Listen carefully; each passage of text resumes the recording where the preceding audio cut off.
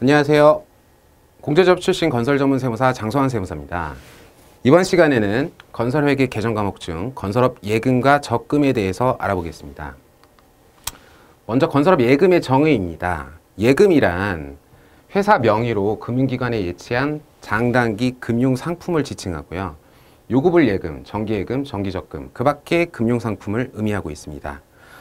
재무상태표에 표시되는 예시를 한번 보여드렸는데요. 유동성을 기준으로 1년 이내에 현금화가 예상되는 예금에 대해서는 유동자산 중에 당좌자산으로 표기가 되고요. 1년 이후에 현금화가 예상될 경우에는 비유동자산의 투자자산으로 평가를 하고 있습니다. 기업진단 지침에서 정하고 있는 예금의 평가 방법에 대해서 알아보겠습니다. 예금은 진단 기준일을 포함한 30일 동안의 은행 거래 실적 평균 잔액으로 평가한다. 이렇게 정하고 있습니다. 아주 특이한 거는 평균 잔액입니다. 그리고 30일이라는 기간을 두고 있는 거죠. 다음 두 번째, 진단 기준일 현재, 결산 기준이라고 이해하시면 되겠습니다. 진단 기준일 현재 보유하던 실질 자산을 예금으로 회수하거나 또는 진단 기준일 후에 실질 자산을 취득 또는 실제 부채의 상환을 통해서 예금을 인출한 경우에는 이를 가감해서 평가한다. 이렇게 규정하고 있는데요. 이 취지는 진단 기준일 이후의 자산 부채의 변동을 예금 평균 잔액에 가감해서 평가하여야 한다라는 의미로 이해하시면 되겠습니다. 자, 그리고 예금을 평가할 때는 진단을 받는 자, 즉 회사죠. 회사 명의의 금융기관 예금 잔액 증명서와 진단 기준일을 포함한 60일간의 은행 거래 실적 증명서를 제시하지 못하는 경우 이 예금은 전액 부실자산으로 평정되게 됩니다. 또 예금이 이 지침에서 정한 부실자산이나 겸업자산으로 보는 자산을 일시 회수했다가 잠깐 입금된 후에 진단 기준일을 포함한 60일 이내에 그 일부가 다시 부실자산이나 겸업자산으로 출금되었다. 즉 이 말은 가지급금을 상환하는 방식으로 보통예금으로 잠깐 들어왔다가 60일 이내에 다시 보통예금이 빠져나가면서 가지급금으로 다시 나갔다. 이 경우 역시 부실자산으로 평정되니까 주의하셔야 됩니다. 또 질권 설정 등 사용 또는 인출에 제한이 있는 예금은 겸업자산으로 보고 평균 잔액을 계산할 때도 빠지게 됩니다. 그래서 한번 표로 이해를 해보면요. 많은 분들이 질문하시는 게 예금은 30일을 보유해야 하나요? 60일을 보유해야 하나요? 라는 질문인데요.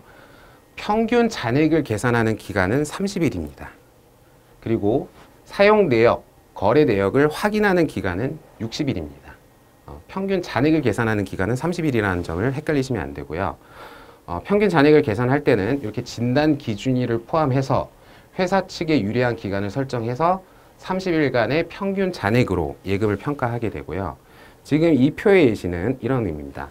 가지급금을 일시 상환해가지고 보통 예금이 늘어났다가 다시 60일 이내에 가지급금이 늘어나는 식으로 다시 보통 예금을 인출해 나갔다. 이렇게 되면은 60일간 거래 내역을 관찰해서 일시 입금 후에 부실자산으로 출금된 경우에 해당하기 때문에 이 경우에는 예금으로 평정받지 못하고 부실자산으로 평정받기 때문에 주의하셔야 된다는 의미입니다.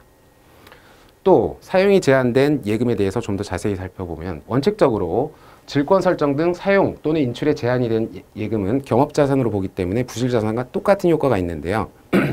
예외의 규정을 보면은 진단 대상 사업, 즉 건설업 수행을 위해서 각 공제조합, 건설공제조합이나 또는 전문건설공제조합 등에서 선급금 보증, 계약 보증 등을 보증서를 발급받으면서 예금을 담보로 제출하신 경우 역시 질권이 설정되게 되지만 위의 경우에는 사용이 제한되었다 하더라도 실질 자산으로 인정된다는 점 구분해서 알아두셔야 되겠습니다. 이거는 예금 잔액 증명서의 예시인데요. 여기 보시면은 어떤 회사의 예금 잔액이 얼마고 이 밑에 보면은 이 예금 잔액에 대해서 사용 또는 인출이 제한이 있다라는 사항까지 역시 표기가 되어 있습니다. 그래서 예금의 평가 방법은 60일간 거래 내역을 확인해서 정상적인 예금일 경우에는 실질 자산으로 평정을 하게 되고요. 만약 이런데 질권 설정 등이 있다라는 경우는 사용이 제한된 예금이기 때문에 겸업자산으로 평정된다. 이렇게 이해하시면 되겠습니다. 지금까지 건설업 예금에 대해서 알아보았습니다. 감사합니다.